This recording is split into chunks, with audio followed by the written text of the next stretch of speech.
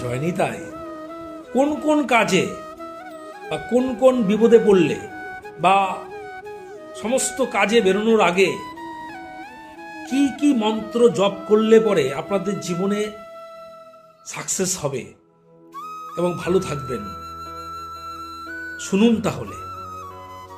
কোথাও যাত্রা করার সময় এই মন্ত্র জপ করুন, ওং শ্রী বাসনায় নমঃ।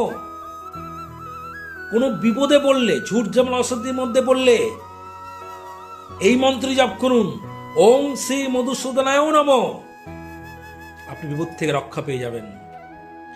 খেতে বসে খাবারের সময় এই মন্ত্র উচ্চারণ করুন, ওং শ্রী জনদনায় নমঃ। দেখবেন আপনার খুব সুন্দরভাবে সবকিছু হজম হবে, ডিস্টার্ব হবে না, খাবারের সময় পর কোনো গ্যাস অম্বল হবে না। ঘুম থেকে উঠে পূর্ব দিকে মুখ করে বলুন, ওং শ্রী সূর্যায় নমঃ। দেখবি সারা দিন আপনার ভালো যাবে।